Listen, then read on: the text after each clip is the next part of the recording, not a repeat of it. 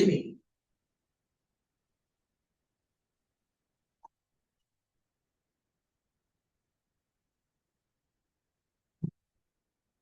more sections and we're done.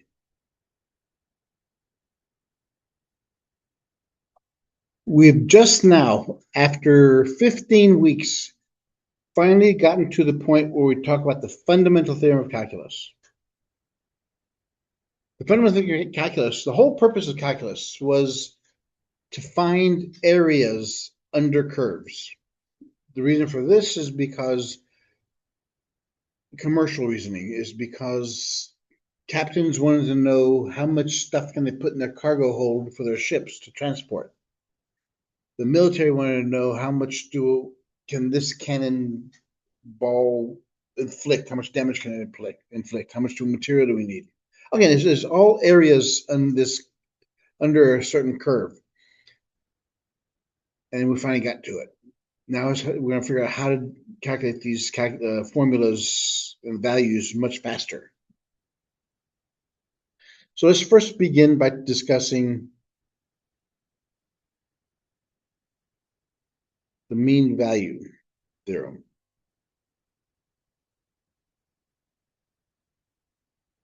For definite integrals.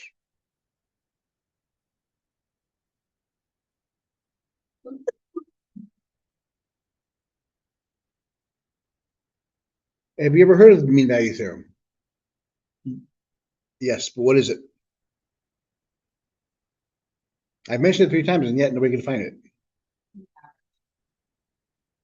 Well, you're just going by mean is average, value of, but what exactly is it?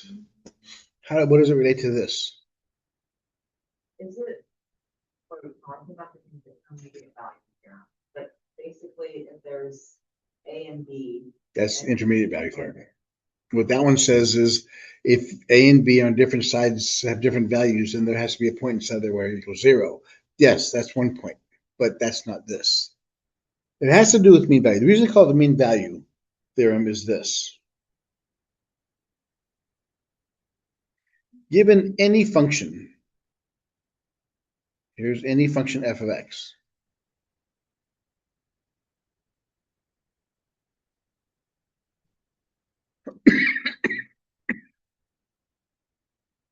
Defined on an open and a closed, actually leave it on a closed interval, AB.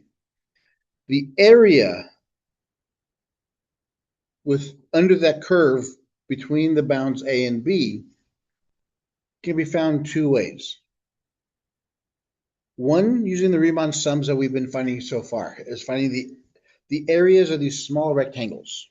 And as rectangles get smaller and smaller and smaller, and the number of rectangles gets infinitely large, eventually we get the area. But remember when we talked about the first session in this chapter, there were 3 ways of finding the area of these rectangles. We could find the lower sum, we could find the upper sum, and we could find the midpoint. This is similar to that. What this is saying is if the area exists under a continuous curve between the domain A and B, there's a value C inside the interval AB.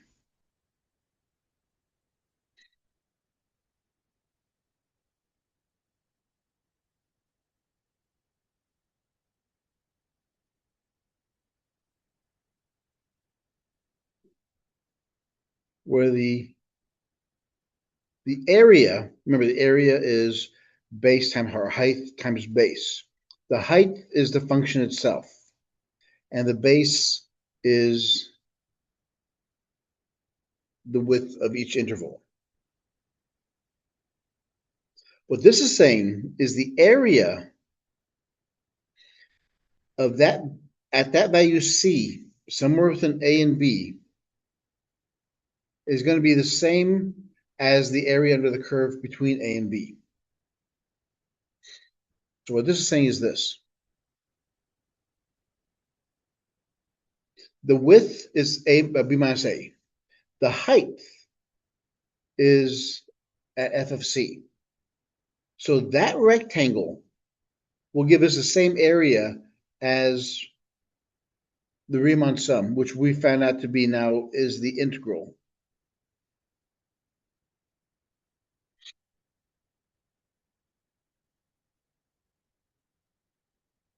So that has to be true. There's at least one place in there where it gives us the this rectangle will give us the same area as that curve. Now, if we look at this,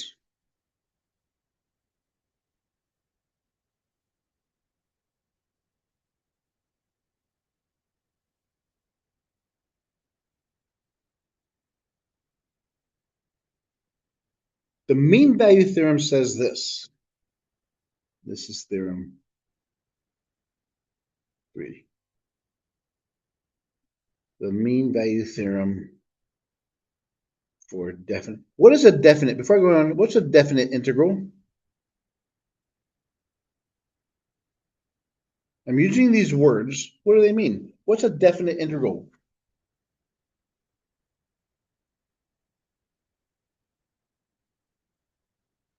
A definite integral is it has bounds. It's finite in size.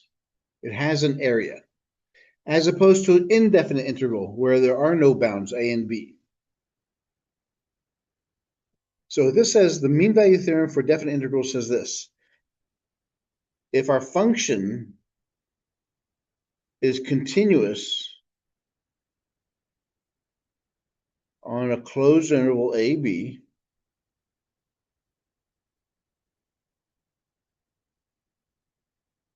then there is a point C such that C is inside the interval AB, where f of C is equal to 1 over b minus a times the definite integral of f of x from a to b.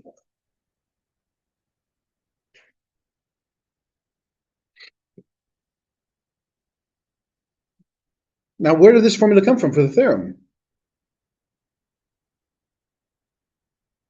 Well, we know that this is true. The area of this rectangle, the height is f of c, the width is b minus a. The area is also the whole area under the curve. That's what that one says. If I divide both sides by b minus a,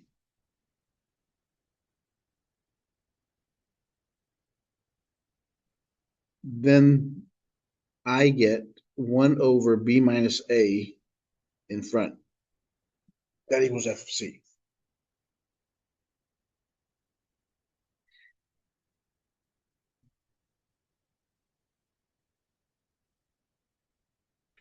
It is possible for the function to be discontinuous. It could have a jump discontinuity, but it's much easier for this level of math if we leave it as continuous functions. So the mean value theorem of definite integrals says this. The area under the curve can be found by this average function. Why is this an average function? Because of that. It takes the entire width of the interval, the interval from A to B, and divides the area by that. Example 1.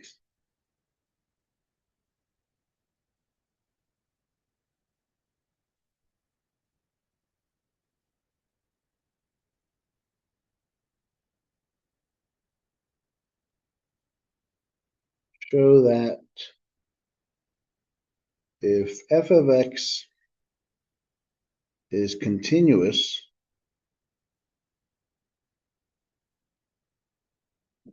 on the closed interval AB,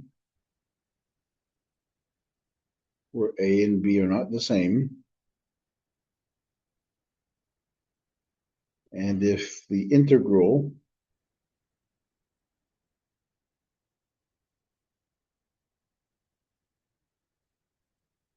is 0,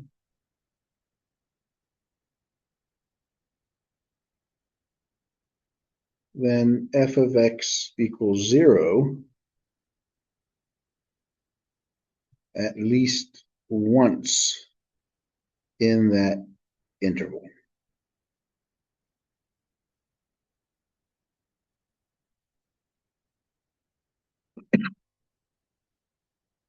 So what is that asking us to find?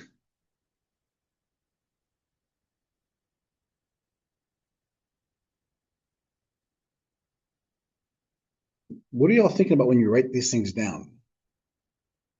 You have to think about what it's saying. Don't just copy it down. It'll waste your time to be here. No. Show that if f is, why, if f is continuous, what does that have to do with it?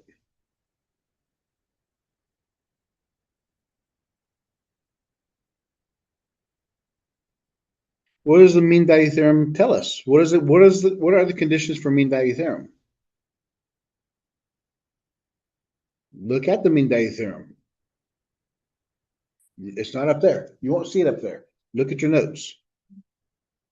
It has to be continuous on the closed interval. So we're saying we're proposing that first condition there. Why does A not equal B?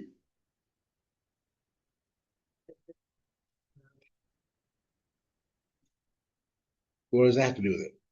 Why is that important? This is not a point, because if A equals B, then it's one straight line. The area is itself. It's just f of x at that value.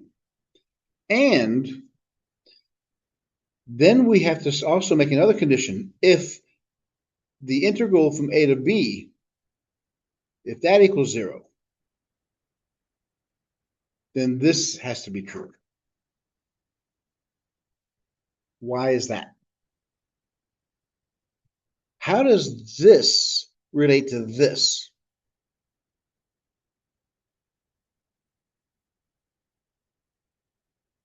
What does this define? What does this define?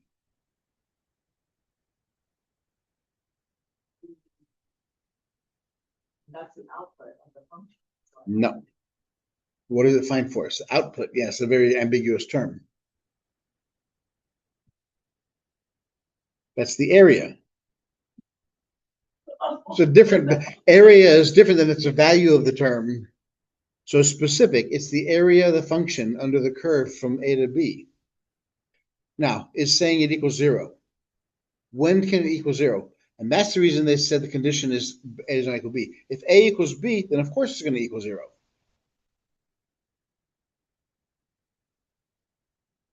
So when is the area of a function equal to 0 from A to B?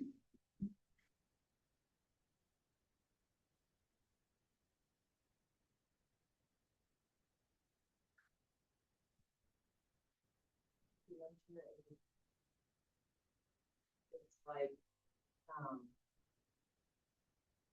the top of like the slope or something like that. Yeah. Slope is defined by the first derivative. We don't deal with slopes with these. There are no slopes in areas.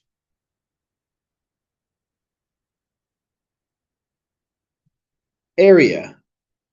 How can the area be 0? And this comes into play next. F of x equals 0. Nope. Just the opposite. Remember the intermediate value theorem. We just talked about this before class started. The intermediate value theorem. How do we know that a function equals 0 in the intermediate value theorem?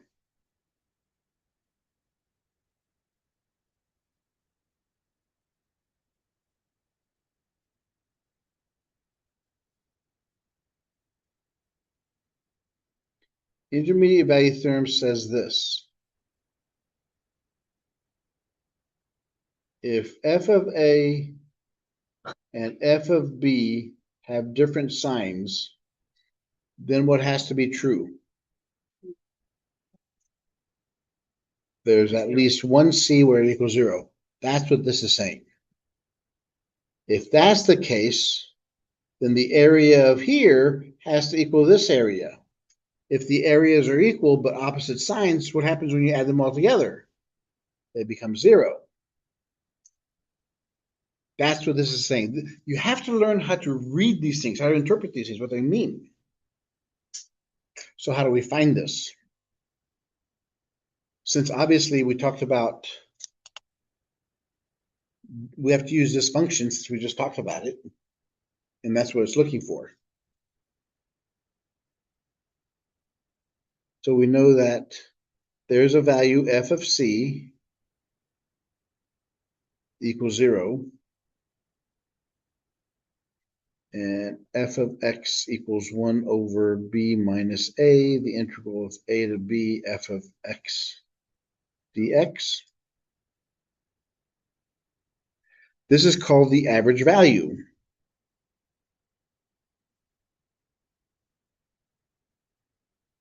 Or the AV of f.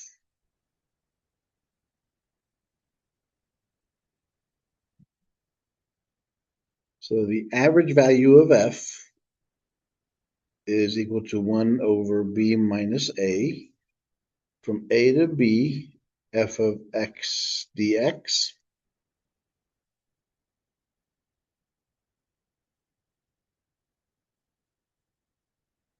And this is where it gets easy.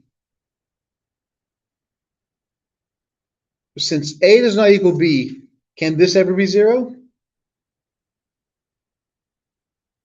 Can this part ever be 0? No, because it says a does not equal b. Only way it could be 0 is if the top is 0. So that's always going to be some number. What do we know about this part?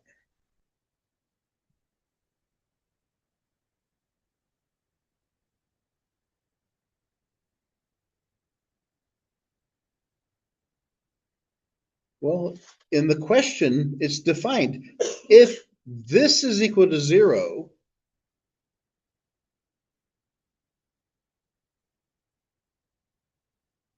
then what does all this equal? 0. So it tells us that the average value of f equals 0, which tells us that since it has an average value, then there's a point somewhere in that interval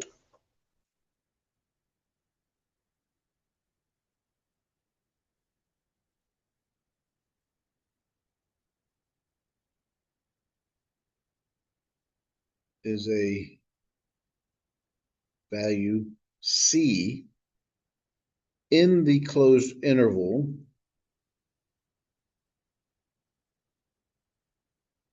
where the operation equals 0.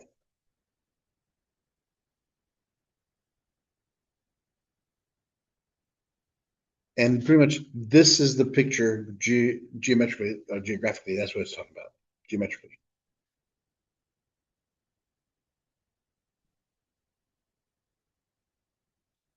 Okay. We're going to drag out the fundamental theorem of calculus. There are two parts.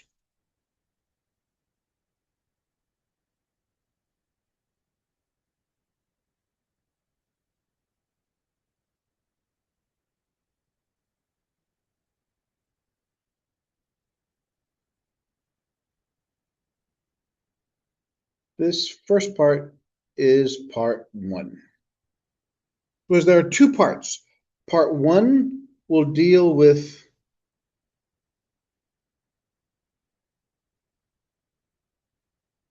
the areas, the Riemann sums, or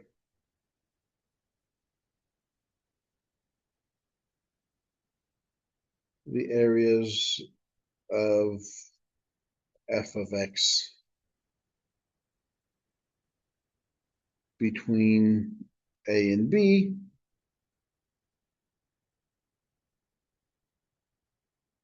found by using limits.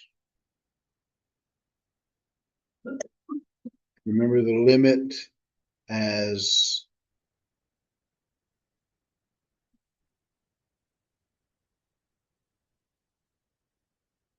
our partitions go to 0.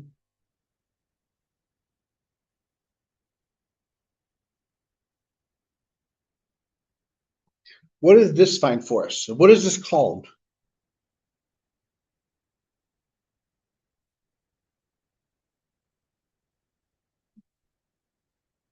This is called the Riemann sum.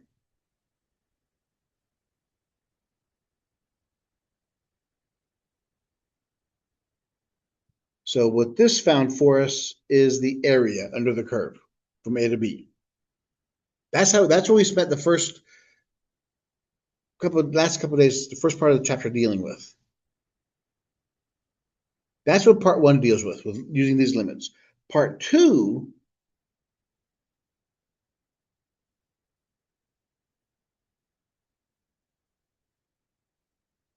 deals with using derivatives and antiderivatives. What do you think they mean by antiderivatives?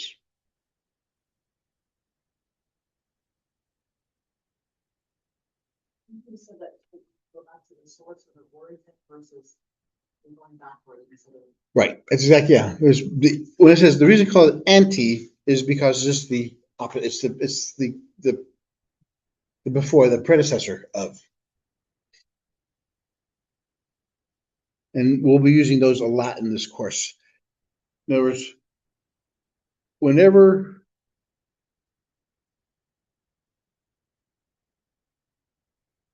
you have an integral, what you have in here is actually the derivative.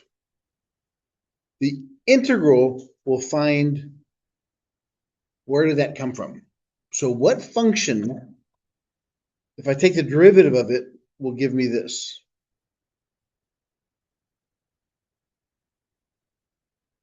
And that's a whole process. With trig functions, it's pretty easy. Remember the unit circle? Instead of going to the right, we go to the left. We go backwards. So those are easy with trig functions. With algebraic functions, it's a lot of manipulated steps. So these are the two parts we're going to be dealing with. Once we put both of these together, then we'll get the fundamental theorem of calculus.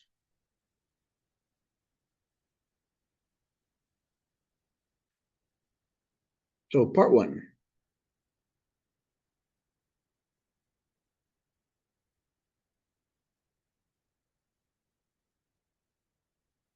The area under the function f of x is defined as this.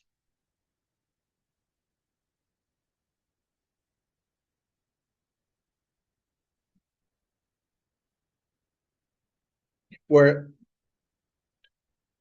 x is the independent variable, but whenever you use t, s, p, whatever we use, those are called dummy variables. We can put anything we want to in there, which we'll get used to using those because we'll start using substitutions to solve for these. So what we're going to get to is for any function that we have,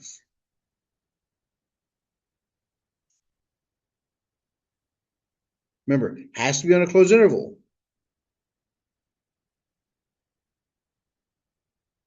We can pick any value we want to in there, any c value. Well, those are going to be some x values we pick. We calculate them.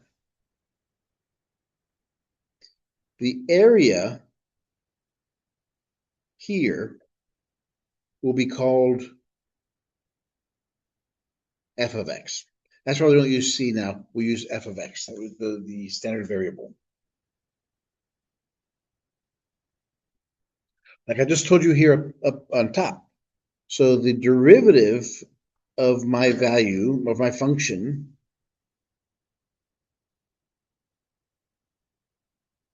so the derivative goes in there. So the derivative of that. This is what it starts off with. But when we take the integral of it, it gets rid of the derivative part. Yeah, I could go through the whole process and we could derive it all. Because what is f prime? Where do we get that from? Where do we first define primes from? This goes back to chapter 2.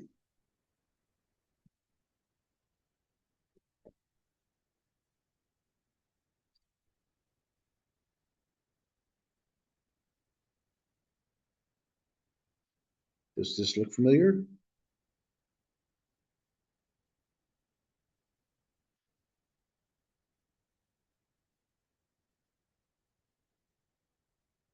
What's this called?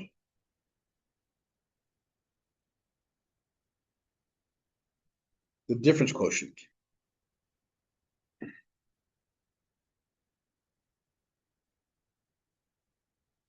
What we're going to look at is how the limit, as h goes to 0, what happens to this, the difference quotient of this derivative will lead us to our value f of x, which is what the first phase of the fundamental theorem calculus is all about.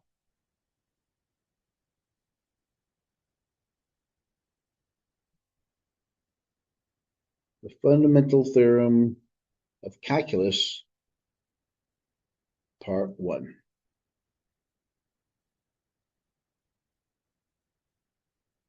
If function f of x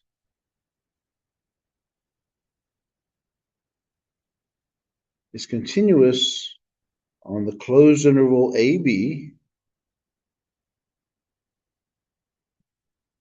then capital F of x, remember, what does capital F of x represent?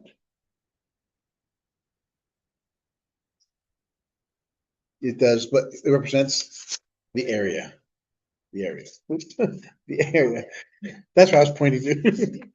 But you're right, yes, the difference quotient, which is the area, the limit, this becomes the area. So all these things mean the same thing now. So the f of x equals, since it's the area, it's from a to x of f of t dt. This function is also continuous on the closed interval.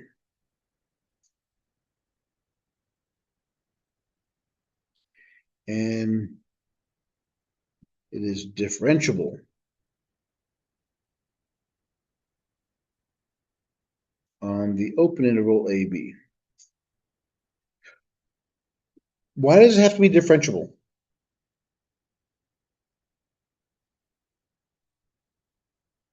Because remember, we have to have one function, and it's the derivative. This function and this function have to relate to each other because one's a derivative of the other. Okay, so it's also continuous on AB and it's differentiable on AB.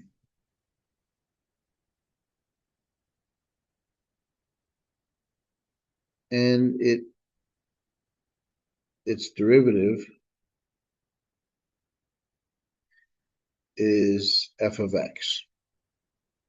So that says f prime of x is equal to the integral from a to x of f of t dt, and that equals f of x. That's the connection.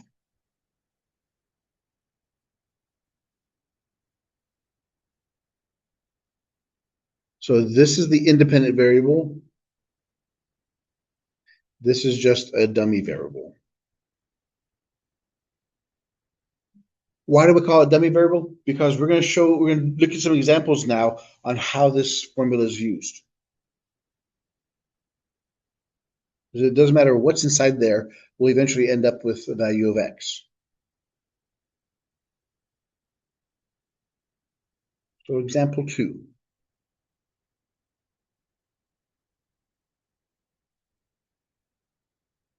Find dy dx. Here's the first one. Y is equal to a to x of t squared, t cubed, plus 1 dt.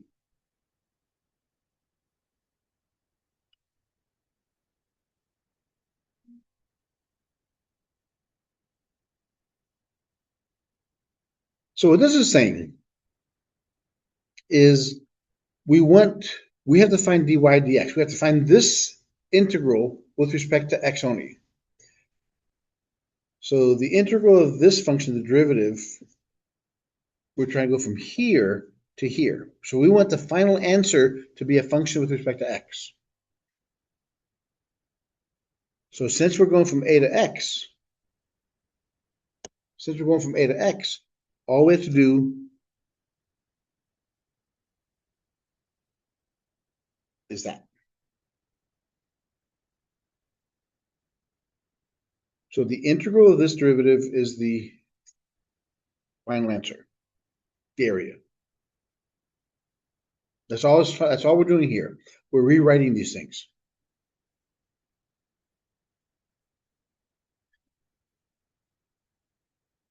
B, y is equal from x to 5 of 3t sine t dt.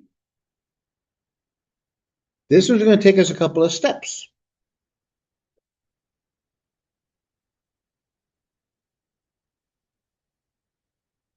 Actually, the part I'm leaving out for here is, where is that?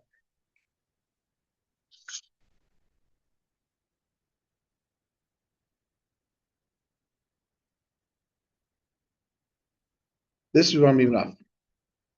Because this is a derivative. If we take the derivative of this function, then we get that.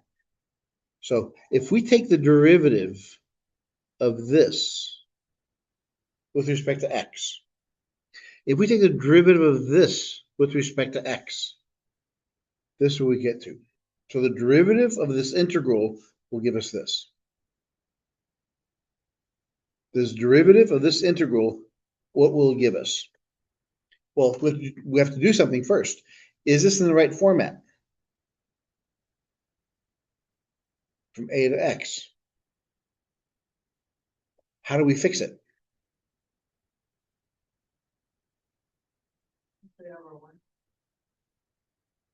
One of the properties we talked about last class, actually. Whenever you have to change the bounds of integration, what do? So we take the negative. So we change it to negative, and we can flip the signs.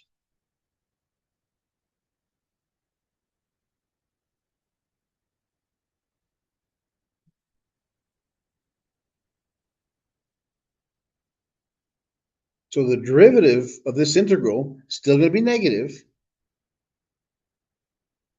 I'm going to take the derivative of this integral.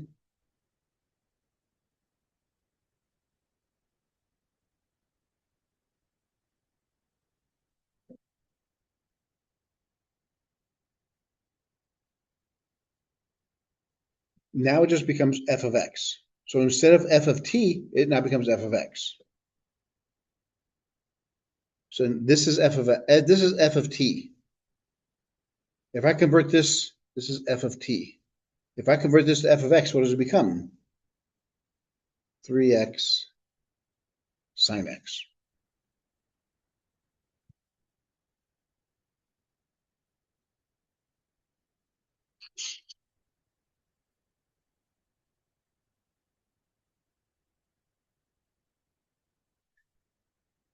C, y is equal to integral of 1 to x squared cosine t dt. What's different here? It's x squared. And it's supposed to go to where? Just to x. So I have to use substitution. I have to now redefine x squared as just some value u. So this becomes 1 to u cosine t dt.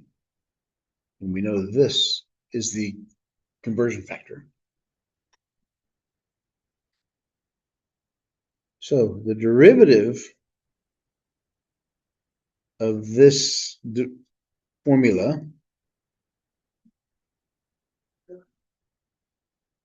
since we changed from x to u,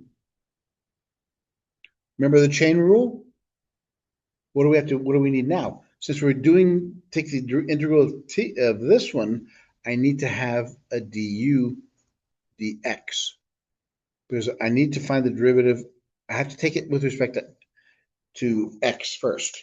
So the first one, I take a derivative with respect to u, and then I take derivative of u with respect to x.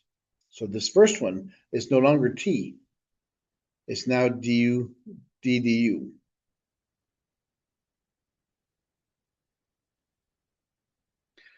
So the derivative of this one is going to be what?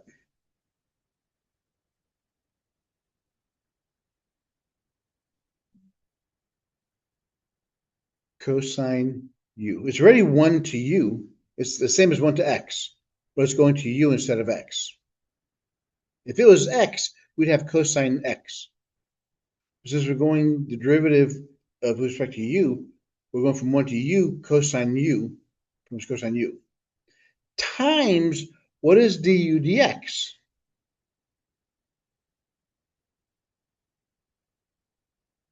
What does dx mean?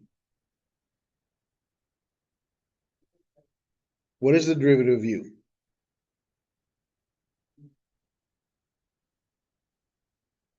2x. Because there's u. Take the derivative with respect to x. That's why I put it in a box up there. So times 2x.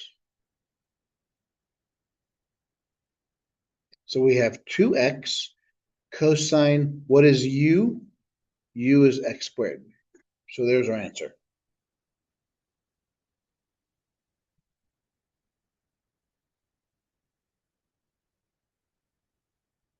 And the last one, y is equal to the integral of 1 plus 3x squared to 4 of 1 over 2 plus e to the t dt.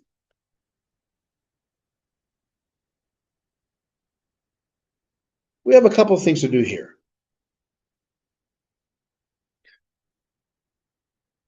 We're trying to find the derivative with respect to x. Since already x in there, we don't have to do any changes there. But what do we do with respect to this integral? The bounds. Is it going from a to x? No. It's going from this value of x to a. So I got to switch it.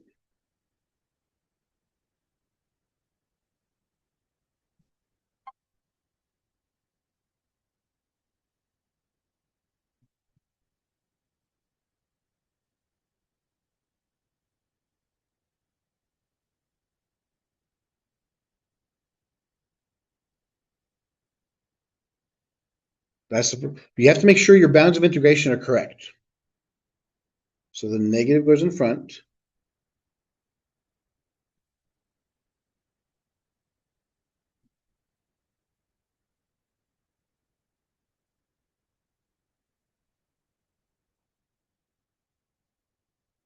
So what do I do next?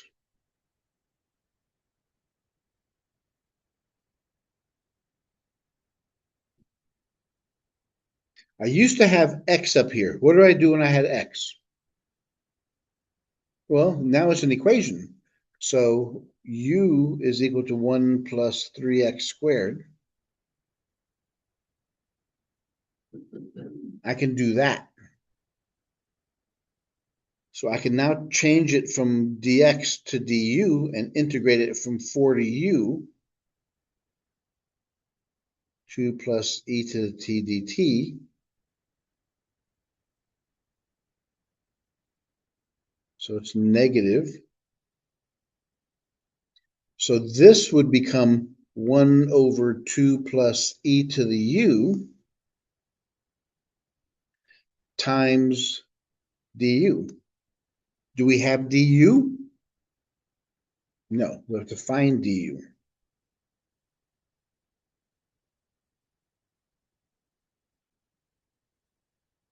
No, 6x, no, 6x squared.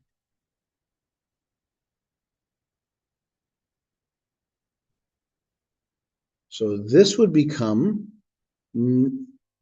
negative du is 6x over 2 plus e.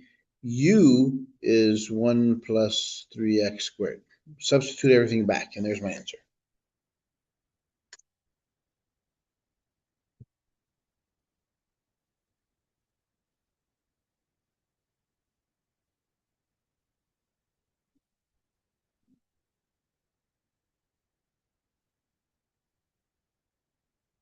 So what do these examples show us? Well, first off, it's showing us that the derivative of an integral will give us back to the original function. But we have to make sure that we're in the proper bounds of integrations first. It has to go from a to x, f of t dt. The reason it's f of t is because when we take the derivative with respect to x, it becomes f of x. That's what we're trying to show here.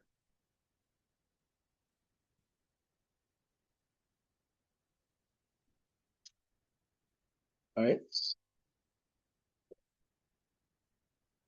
Here's part 2. Fundamental theorem of calculus, part 2.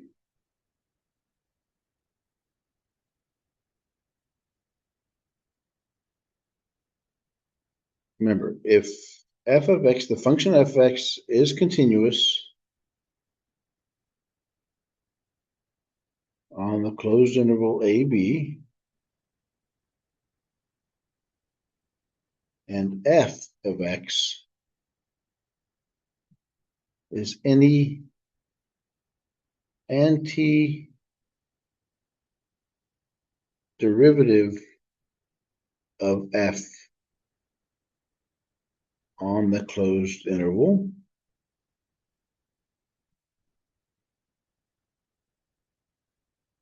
then the integral from a to b of f of x dx is equal to f of b minus f of a.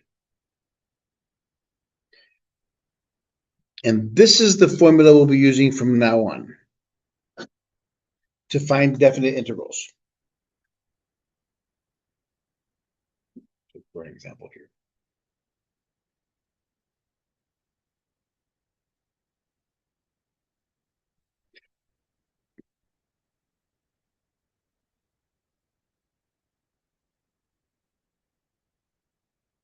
Notation.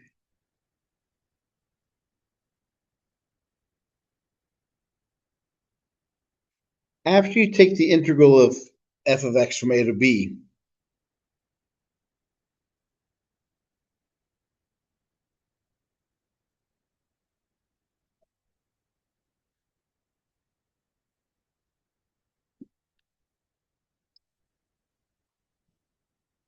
a lot of people put them in these either parentheses or these brackets. These brackets tell us that this function is the antiderivative of this equation.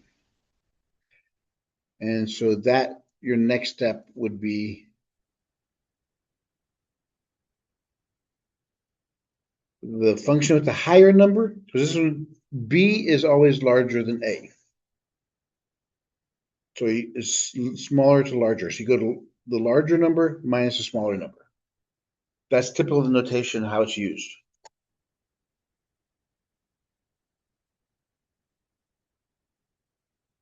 Example 3. I'll show you what this means.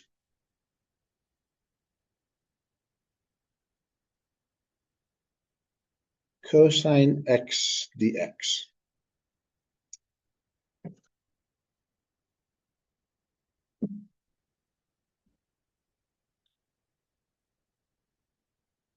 The integral of cosine x dx. What you have to look for first is, remember, we're looking for, this is the derivative. What is this the derivative of? So what function has this as a derivative? In trig, I said with trig functions it's pretty easy.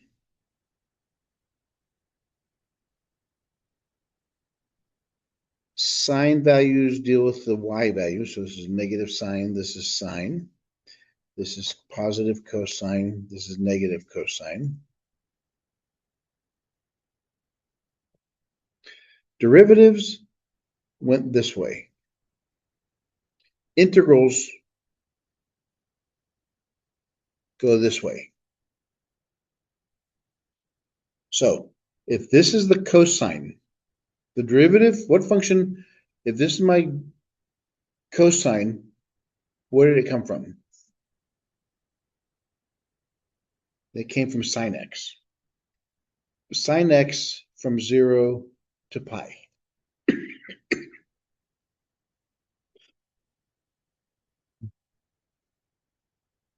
Again, it's a notation, so you know where you are. So now what it tells you is take the sine starting from this value minus the sine at this value. So what is the sine of pi?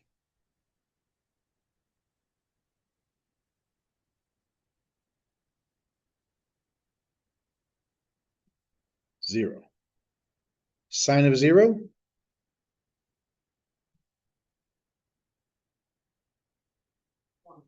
Is 0. Because here's pi, here's 0. It's also on the x-axis. So the answer is 0. You have to put those to memory. The basic trig functions, you have to put those to memory. The integral of negative pi over 4 to 0 of secant x tangent x. So go ahead and get your formula sheets out, and this will help you.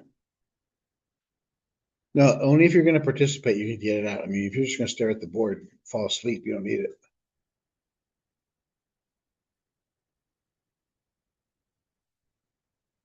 So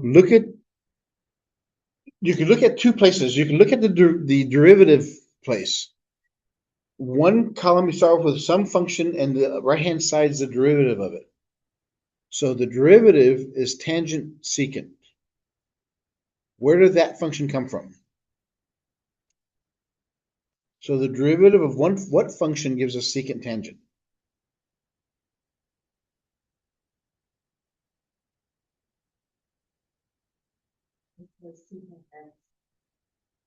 Secant x. That's secant x. That's the derivative of that gives us secant tangent. So it's from negative pi over 4 to 0.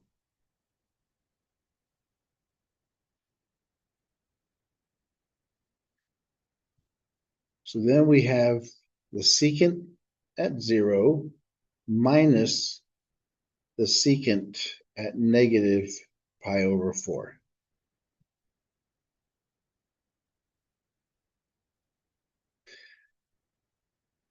Remember from your trig, secant is 1 over cosine. So 1 over cosine 0 minus 1 over cosine negative pi over 4.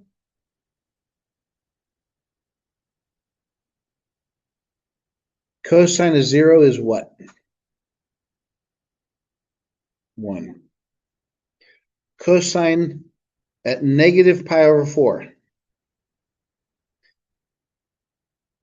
Negative pi over 4 is down here.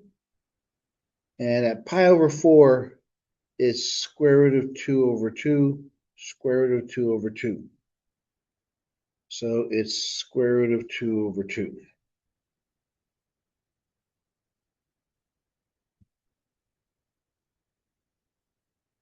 So it's 1 minus this equation is take the top fraction, leave it alone, and flip the bottom.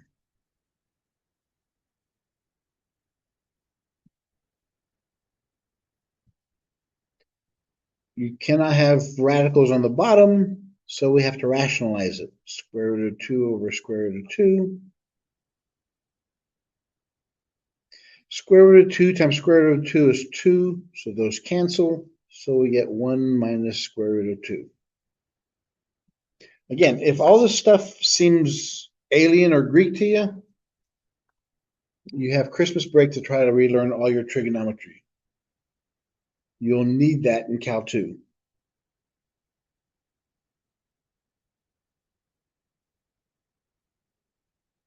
From next one, integral from 1 to 4 of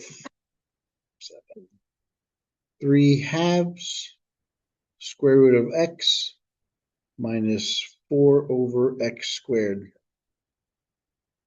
dx.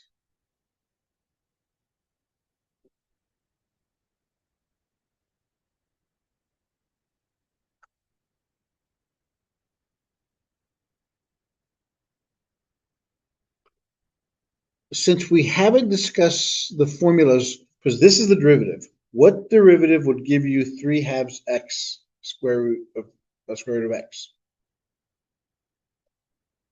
That would be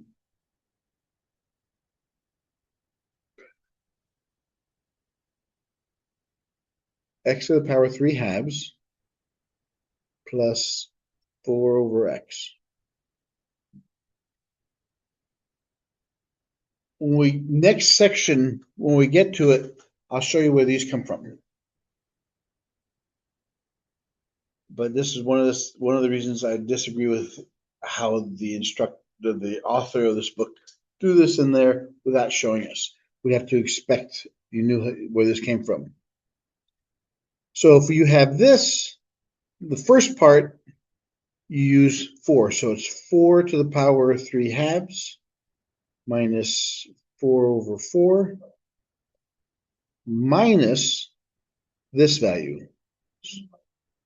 So it's 1 to the power 3/2 minus 4 over 1. So it's the top one minus the bottom one.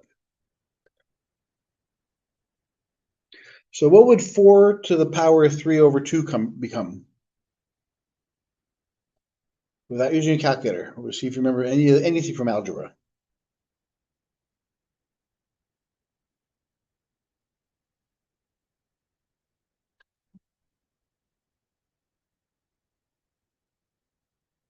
While you're working it out, the answer is 8. Can you guess why 4 to the power 3/2 is equal to 8?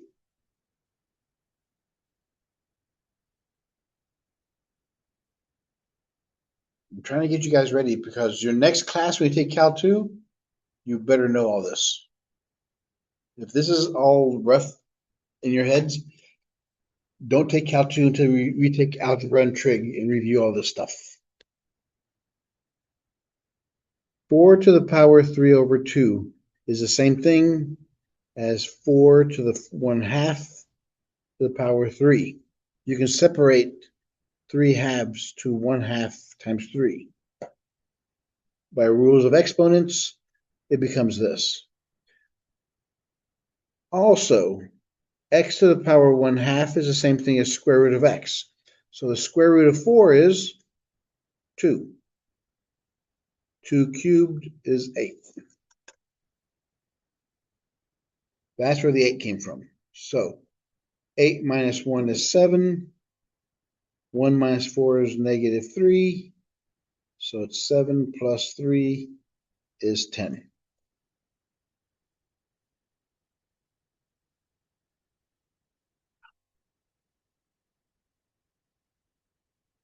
Oops, hold it. I'm sorry. This was plus. I should have plus in there. So it's 8 is 9. 1 plus 4 is 5. 9 minus 5 is 4. Because I forgot, this one became plus.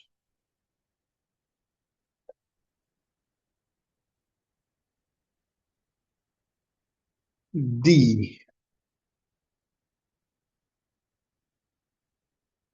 The integral from 0 to 1 of 1 over x plus 1 dx. See if you remember any of this. We talked about it when we did derivatives. What function gives that as a derivative?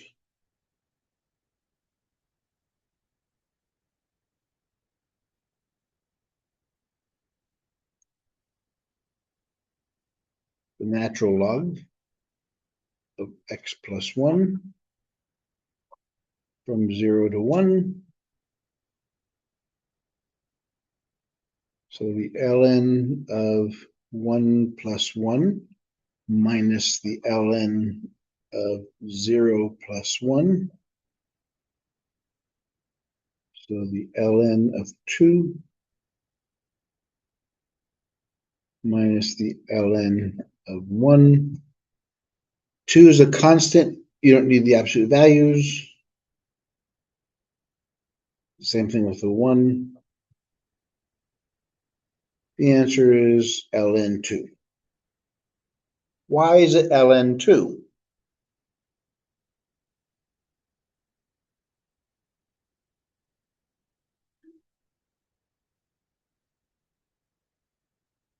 Why is it ln 2?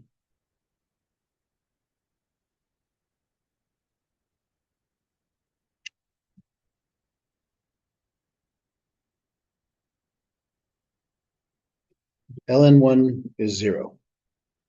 That's where it crosses the x-axis.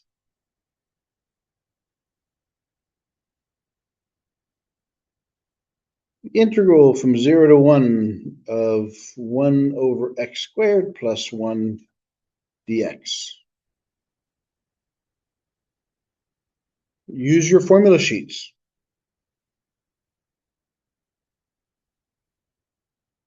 Look at the formula sheet. Look at the integrals.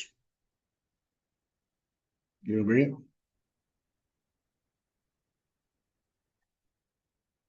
Look at the integral column.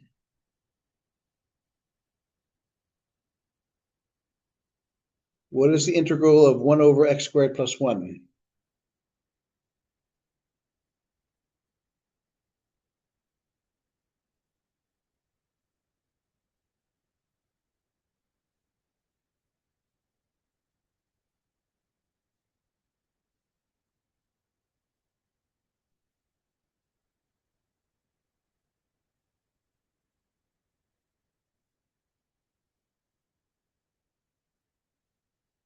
The inverse tangent. Oh. Is it on there? It should be on there for all. Look at the integral column. 1 over x squared plus 1.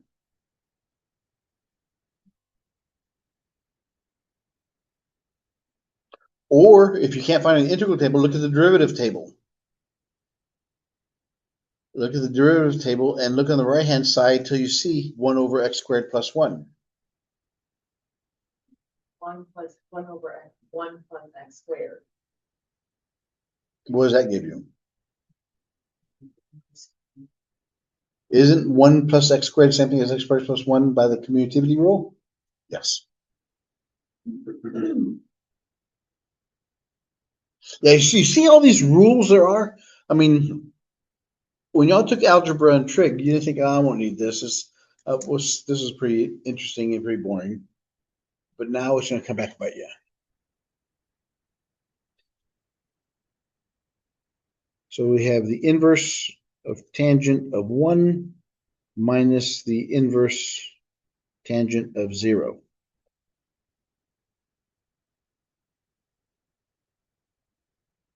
Now, inverse tangent works backwards.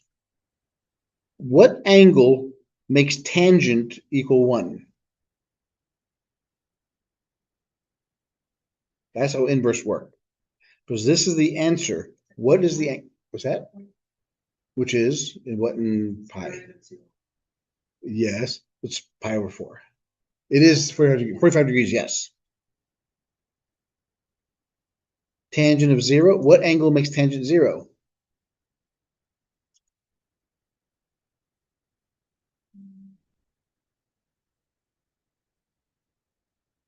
Remember, tangent is sine over cosine. How can a fraction equal 0? if the top is equal to 0. So what makes sine equal 0? 0. So tangent is 0 at angle 0. So the answer is pi over 4.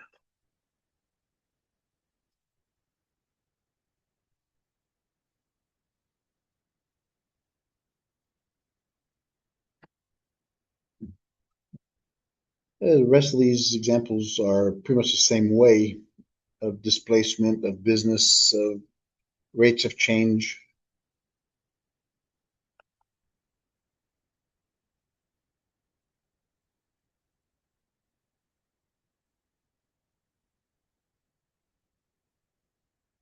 Theorem 5. The net change theorem. It says this.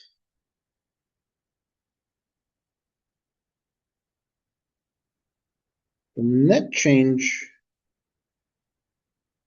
of, or in a differentiable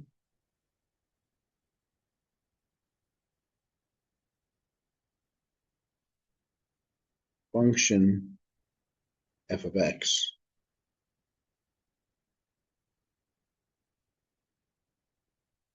over a closed interval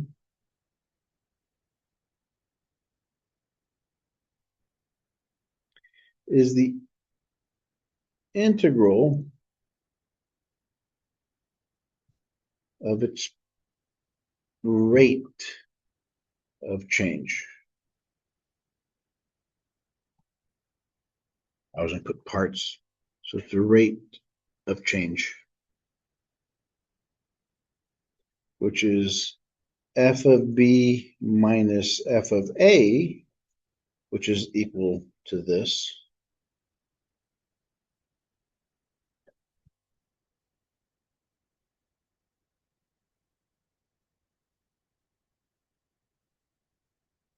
You see how they did there? Because as we learned, the integral of f of x, once you finish it, it becomes f from a to b. Is that so? Yes, they haven't told us anything different. So here's the example.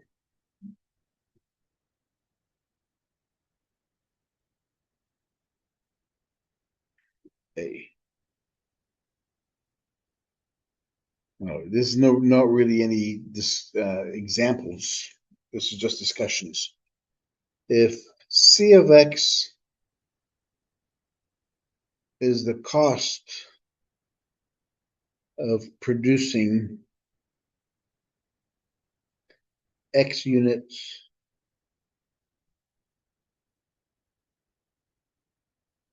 of some commodity,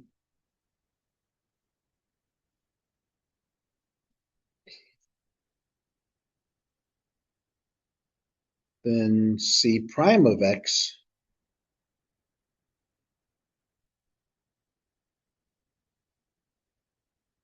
is the marginal cost of that production.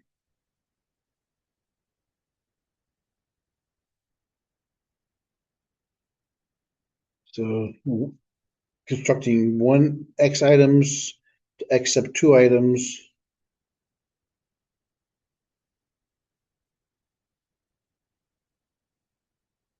Remember, what this is showing us is if I give you the derivative of something and you take the integral of it, what does it become?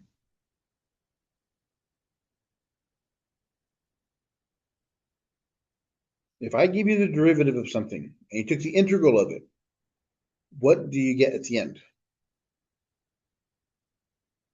You get the original function from x1 to x2. So that's c of x2 minus c of x1.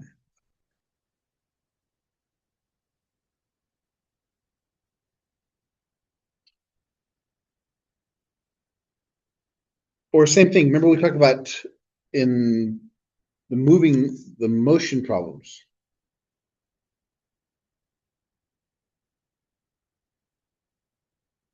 If an object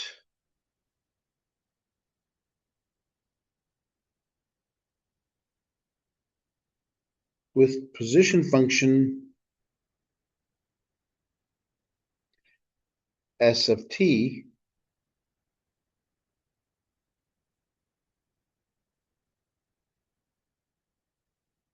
moves along a coordinate line,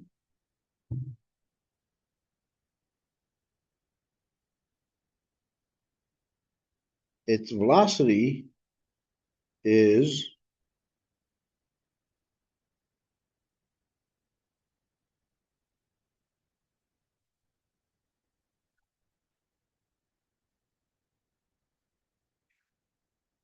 remember, the velocity is the first derivative of movement of the position function, and acceleration is the first derivative of velocity. So if I give you the integral of the velocity of some object from time 1 to time 2, what would that integral be?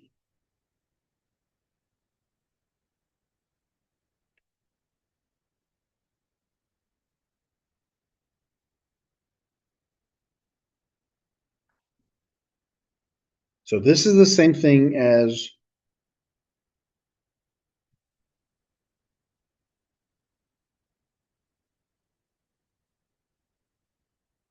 what does integrals do to derivatives? It goes to the original function. So what this gives us is a displacement.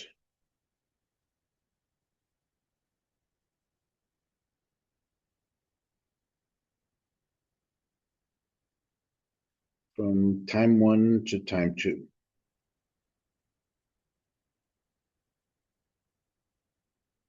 Time 2 minus time 1.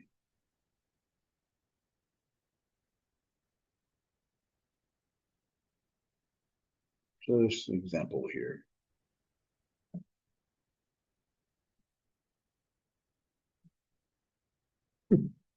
Okay, example 5.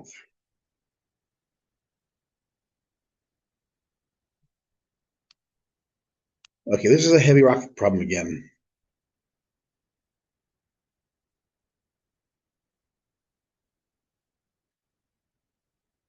Remember the one that gets blown straight up?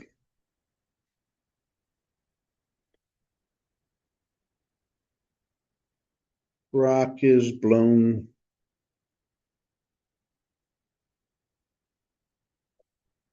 straight up.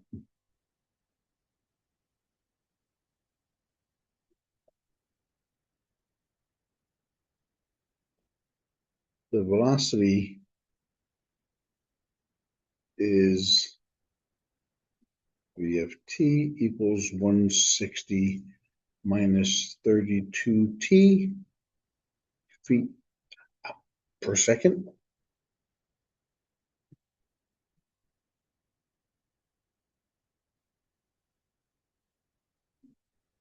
Find the displacement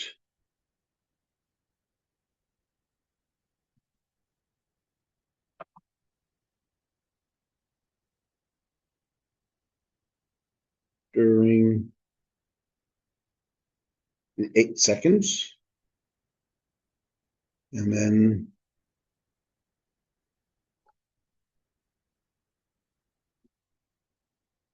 find the total distance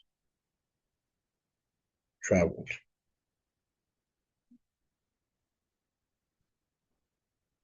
In this time period.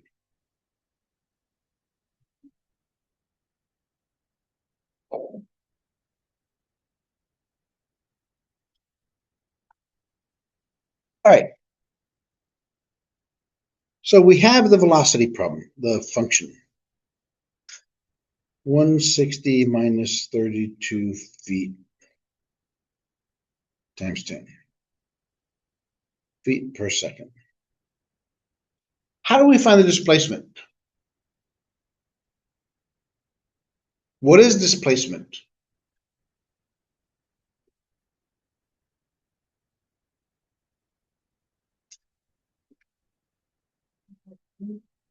How do we calculate that? Put that specifically. No. Like, this is velocity, so to find displacement, you go to that, the antiderivative, Which is the displacement is the S value, right? yeah. This position function. So we have to find the position function and take it at time 1 and time 2. So the first thing we have to do for A is we have to take the integral from 0 to 8 of our velocity.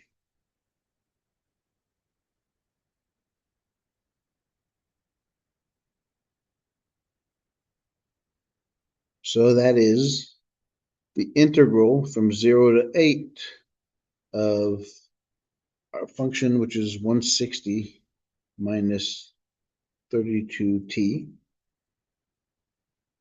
dt.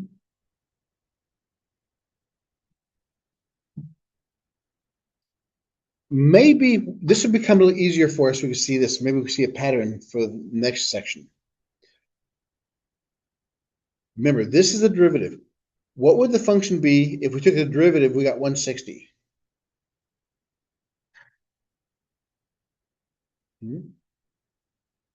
Yep, 160t minus. How about this one? We take the derivative and it's just t.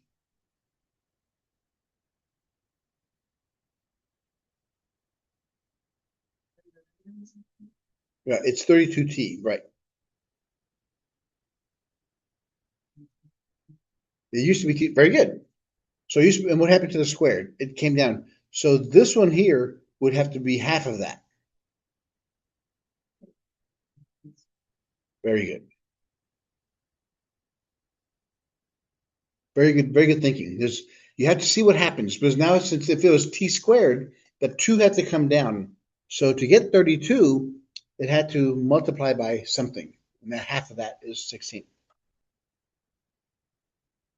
So that function would give us 160 times 8 minus 16 times 8 squared minus 160 times 0 minus 16 times 0 squared. All this goes to 0. So 160 times 8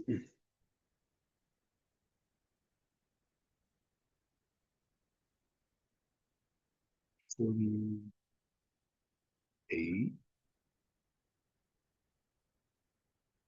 6 times 8, 48. 16 times 8 squared is 64.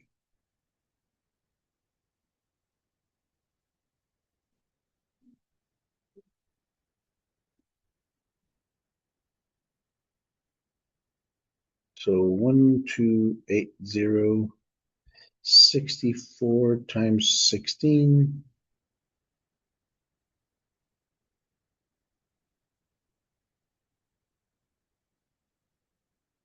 4 to 10.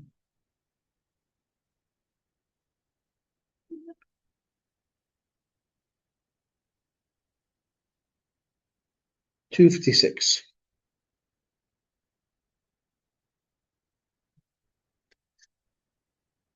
So the displacement was 256 feet above the ground.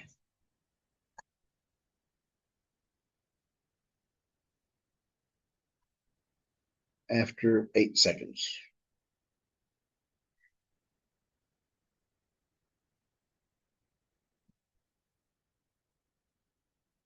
Now B, it says find the total distance traveled in that time period.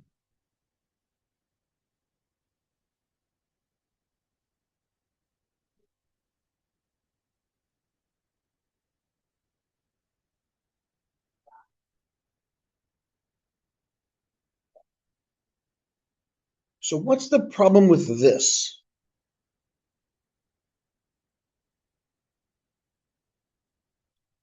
The total time, but this one has the total distance traveled. What's going to happen? Remember, the rock blew up. It went this way, and then it came back down. What's going to happen if we add this one? It's going up, and this one's going down. 0. So what we have to do is figure out how long till it reaches the top, and just take the absolute value of it. So how long did it get to the top? We did that in chapter 2.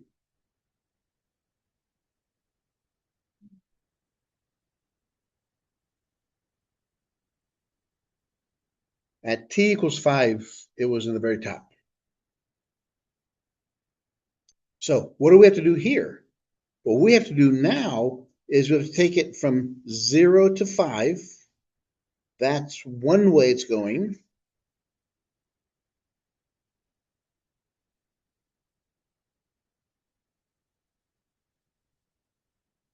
And then we have to subtract the other way, which is coming back down from 5 to 8.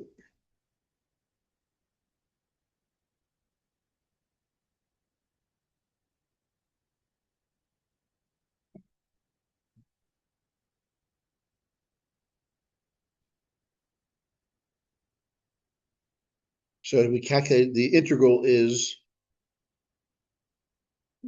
160t minus 16t squared from 0 to 5 minus 160t minus 16t squared from 5 to 8.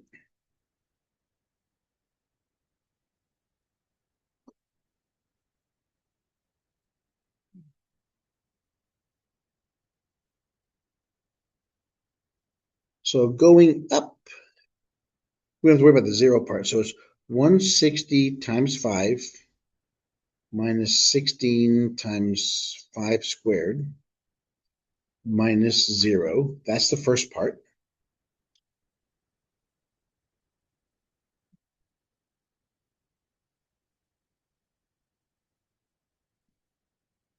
Minus 160 times 8 minus 16 times 8 squared minus 160 times 5, 16 times 5 squared.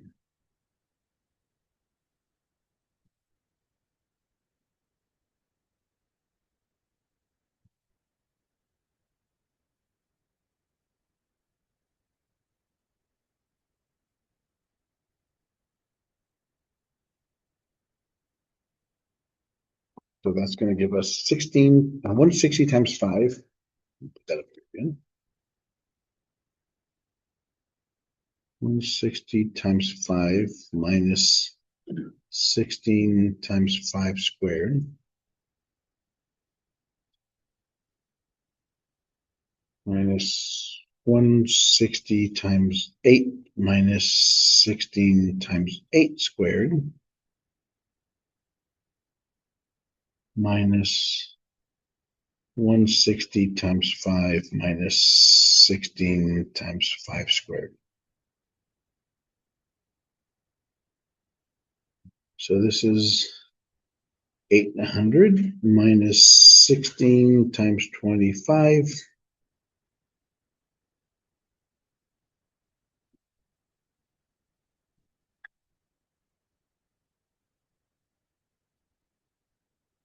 Minus 400 in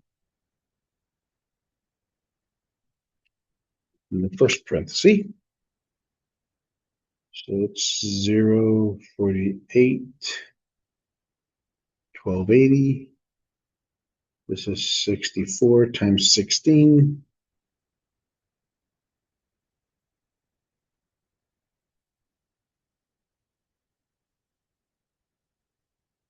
Four, 12, 1024.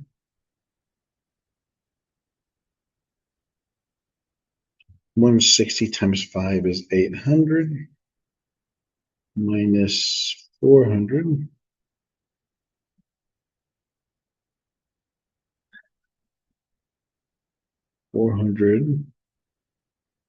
So that's going to be 1280 minus 1024,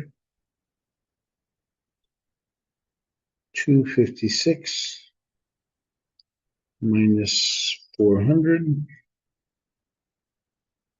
400 minus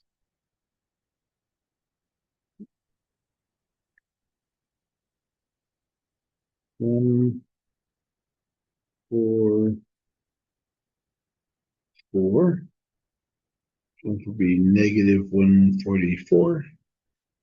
So it's 400 plus 144 is 544 feet traveled. The total distance traveled was 544 feet.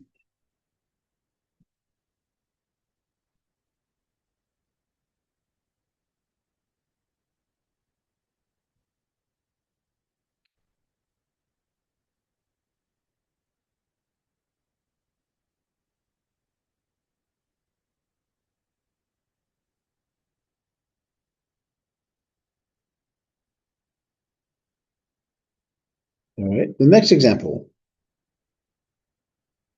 total area.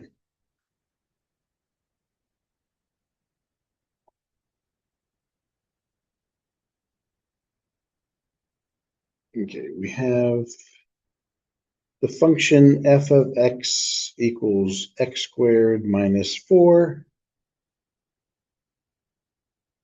and g of x equals 4 minus x squared.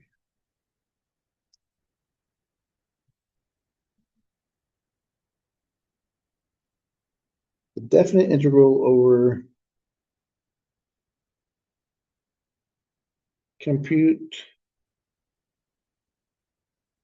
the definite integral over negative 2 to 2 and area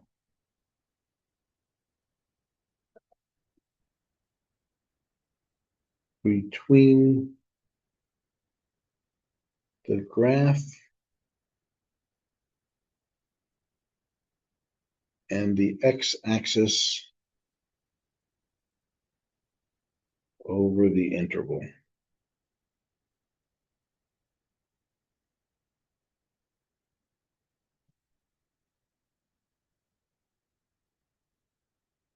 Okay, the first one, the function for x squared minus 4, that's just a parabola opening up from negative 2 to 2, and 4 minus x squared is a parabola opening down from negative 2 to 2.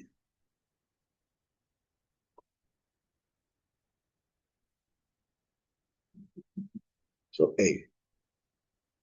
Compute the definite integral over there. So we went from negative 2 to 2 of our function, f of x.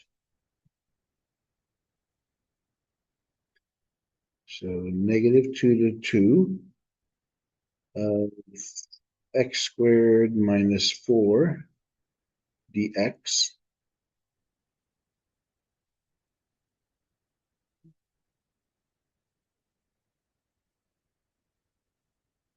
So if our derivative is x squared, where did it come from?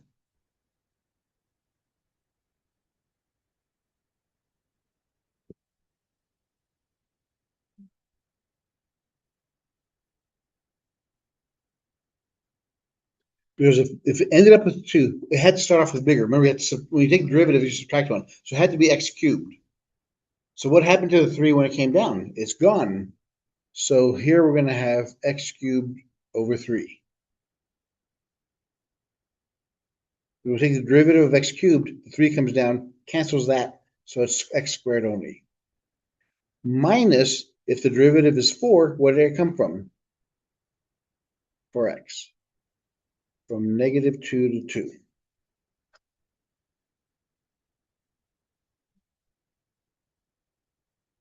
So we have, on the first one, we have 2 cubed over 3 minus 4 times 2 minus negative 2 cubed over 3 minus 4 times negative 2.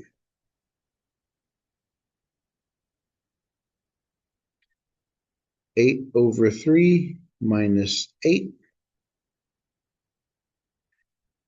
negative 8 over 3 plus 8.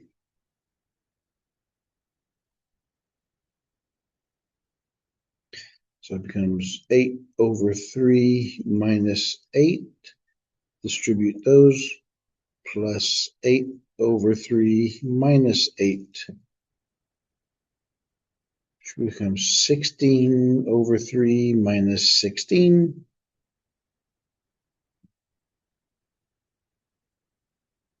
So for 1, so it's 16 over 3 minus 48 over 3. Get a common denominator.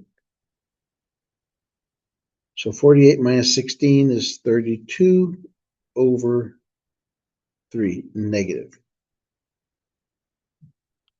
So the area is negative 32 over 3 for the first one.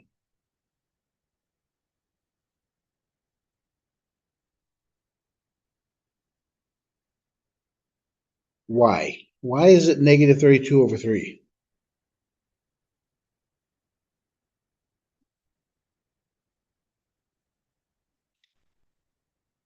Look at the graph. What does it look like? But where is it located?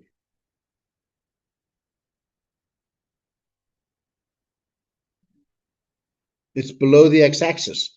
All the values below the x-axis are negative. If I add up all the areas, they're all negative, so it's supposed to be negative. It's below the x-axis. So now I'll do the same thing with G. Since the G looks like this, what do you think G is going to look like? Positive what? It'll be the same values. Since it's the same function, just shifted, it'll be the same thing. So I'm not going to worry about that. B, it says the area between the graph and the x-axis. The area between the graph and the x-axis over those intervals. We just did those. In f of x, it was negative 32 over 3, and g of x was 32 over 3. But since we want the area,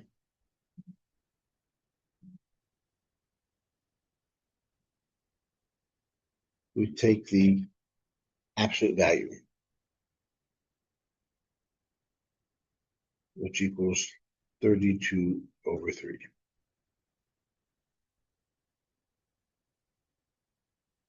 Why is it 32 over 3? Why do we take the absolute value of it?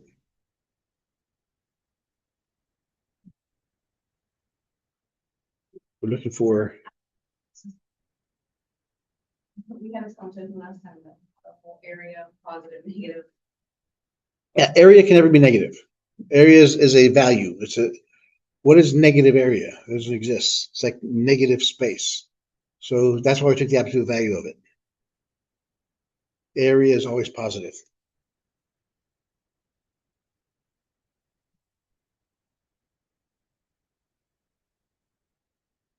Example 7. F of x equals sine x on the interval 0 to 2 pi.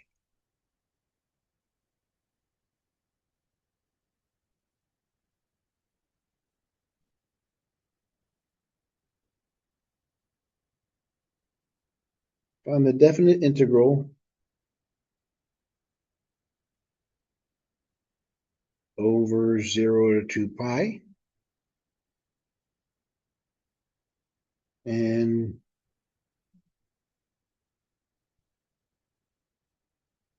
Find the area between f of x and the x-axis over the interval 0 to 2 pi.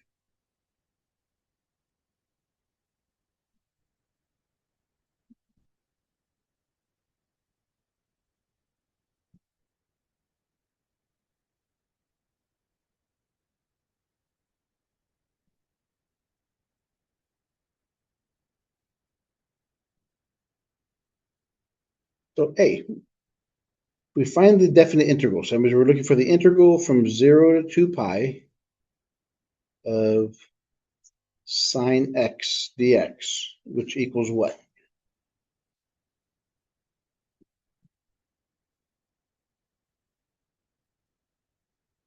So what function, when I take a derivative of it, gives me sine x as an answer? You won't find it in there. Well, you would, but you don't need that. We're dealing with the basic sine functions. Draw your picture of a unit circle. What function would start off at a function that when you take derivative, you get sine x? Very good. Negative cosine.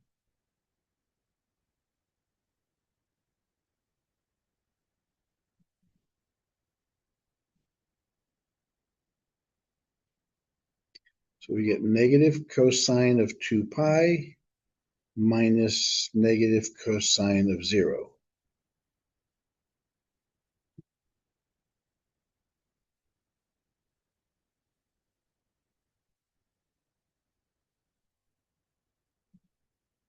So what is cosine at 2 pi?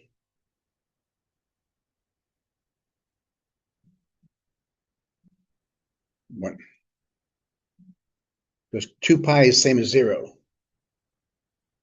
Minus cosine of 0.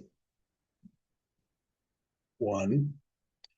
So we have negative 1 plus 1, which gives us a definite integral of 0.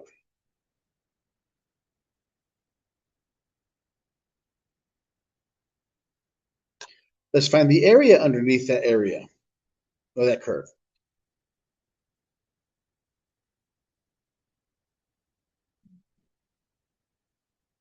So the procedure is this. Whenever you have a function on an interval, we have sine x on 0 to 2 pi. First off, set it equal to 0. See if there are any x-intercepts. If there are any x-intercepts, treat those intervals separate, because one part of it is going to be above the x-axis, one's going to be below the x-axis. So always look for the x-intercepts first. So at what point is sine x equal to 0?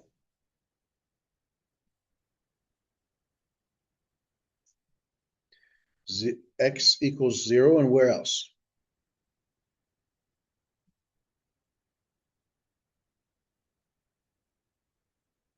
Pi, and where else?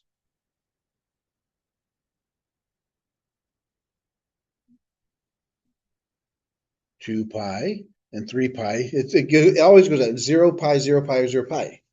So since our domain is between 0 and 2 pi, we're only worried about these.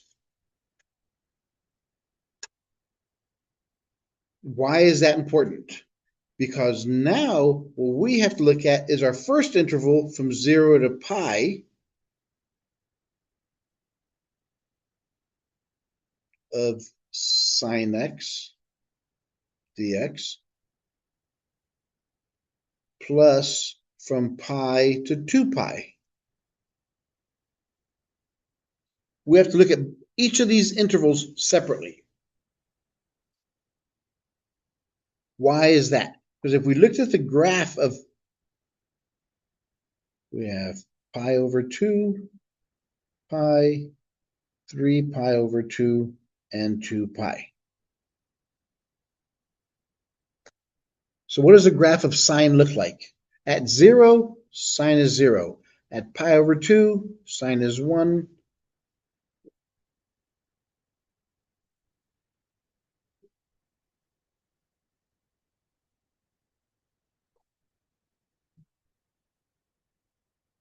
So when we look for area of the function,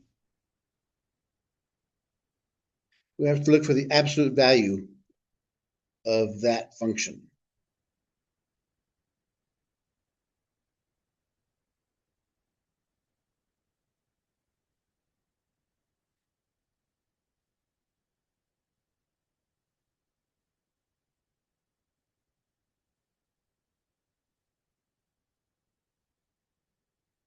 So it's negative cosine x from 0 to pi plus negative cosine x from pi to 2 pi. Whatever the answers become in these, we take the absolute value of them because we only want the positive values of them. So this is going to be negative cosine pi minus negative cosine 0 plus negative cosine 2 pi minus negative cosine pi.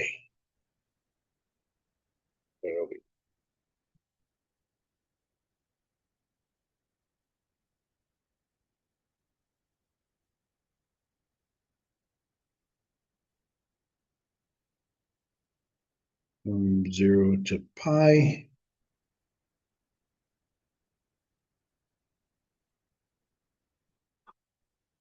From pi to 2 pi.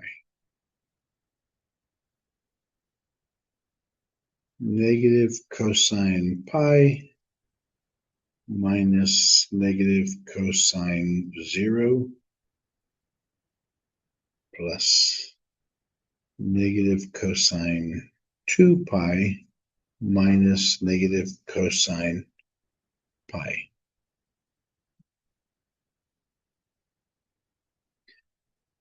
Cosine pi is 1. Cosine of 0 is 1.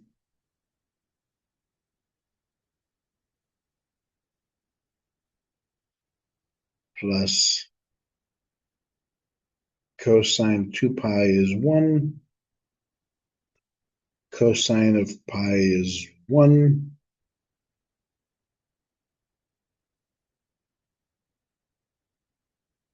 Taking the absolute value of each of these.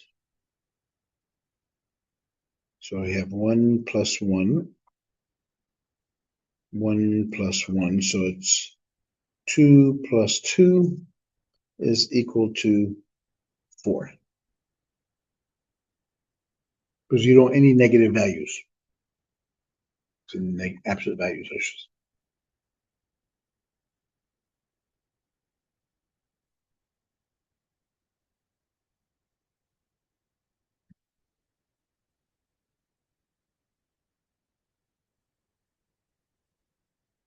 All right.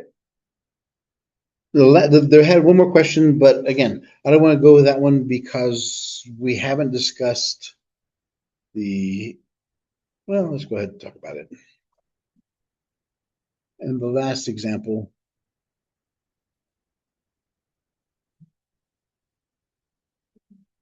the function is x cubed minus x squared minus 2x on the interval -1 to 2.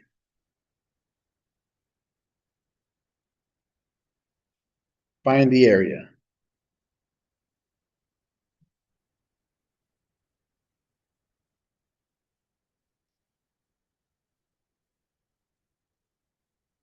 So what's the first thing you got to do? Yeah, set it equal to 0, find the x-intercepts.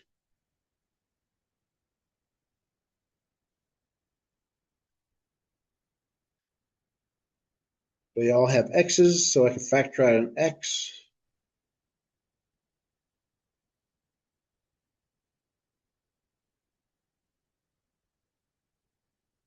Factor out the quadratic equation. So we have x and x. Second sign is negative, so the signs are opposite. The first sign is positive, so the first sign is negative, so the bigger number gets a negative sign. What times what is 2? When you subtract them, you get 1. 2 times 1. So those are your factors. Again, whatever method you learned in algebra, how to factor, use that. If you don't remember that, then stay after class. We can go over how to factor quadratic equations.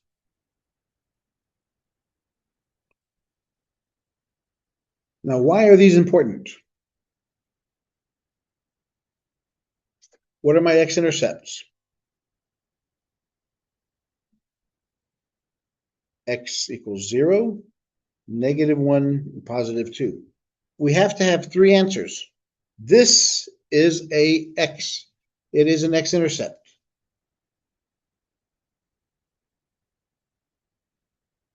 So at -1, 0, and 2.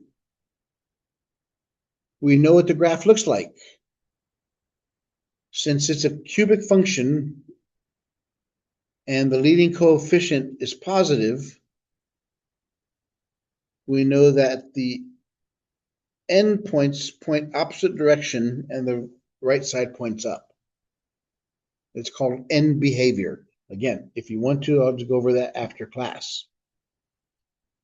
Since these are 3 factors and their multiplicities are all odd, I know the graph crosses at each one of them.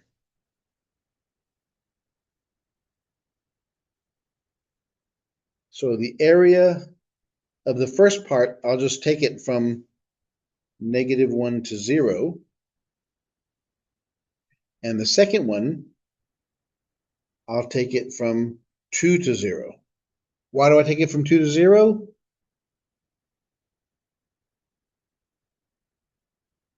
Or I could take it from 0 to 2, just take the absolute value of it, because it's going to give me a negative area. So whatever I get there, I'll take the absolute value of it. So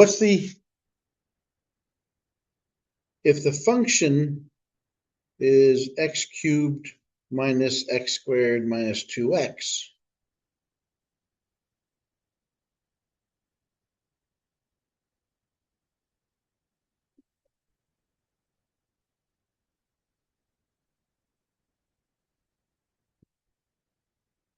this is the first part. What is it going to become? What's the integral of x cubed?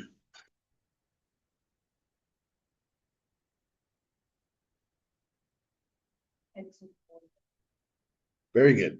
Perfect. X to the 4th over 4. And x squared?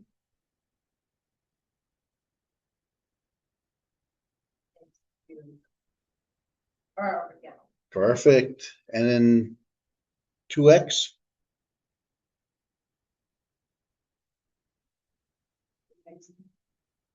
Or x squared. Perfect. And it's from -1 to 0. Because you could have done the same thing you just did earlier. Whatever you got in the exponent, add 1 and then divide by the same number. The 2's would have canceled either way. So we've got x squared. Perfect. Okay, for those of you who haven't been following and paying attention to what she's been doing, whenever you have an integral of an exponential number, it becomes this. For those of you who haven't been paying attention.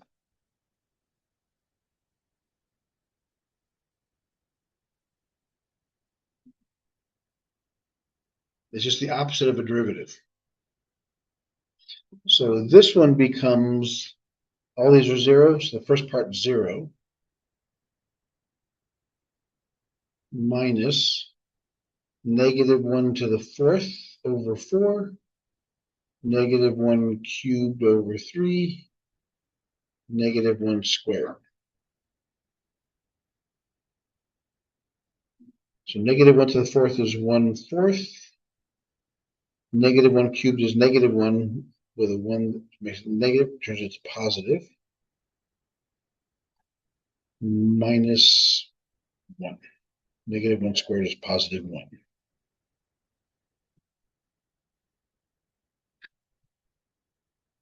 So we have to get a common denominator. The LCD is going to be 12.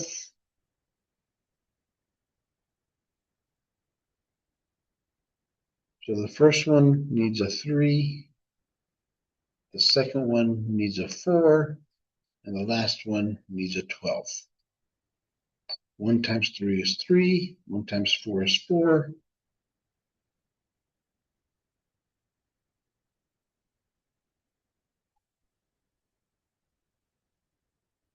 3 plus 4 minus 12.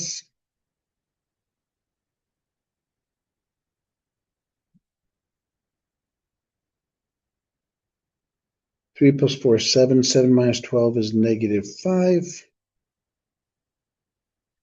Negative in front turns it into positive 5/12. That's for the first part. That's for the first part.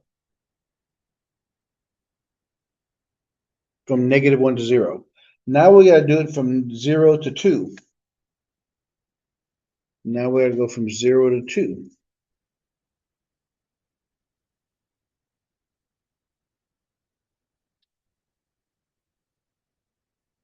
Which is going to be the same thing, x to the 4th over 4, x cubed over 3, x squared from 0 to 2.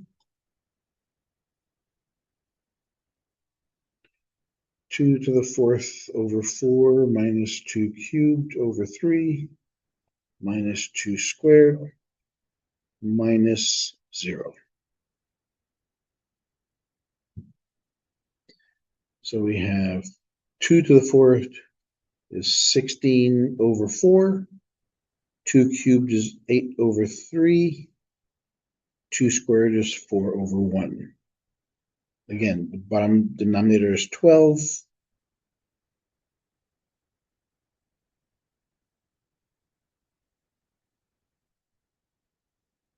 So the first one needs a 3. The next one needs a 4. The last one needs a 12. So it's 48, 32, and 48. 48 and 48 cancel. So it's negative 32.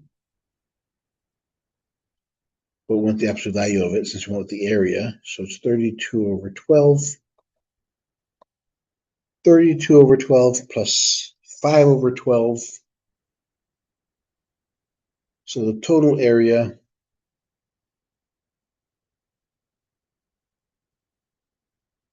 (5 over 12 plus 32 over 12) is 37 over 12.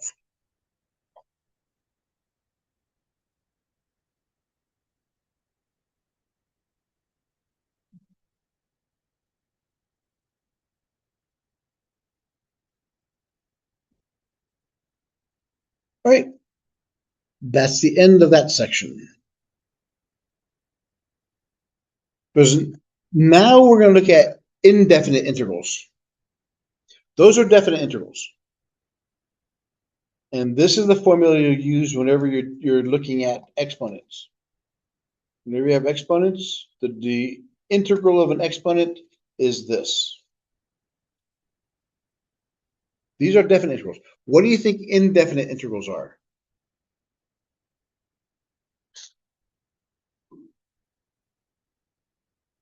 Well, obviously, since definite integrals have bounds, indefinite do not have bounds.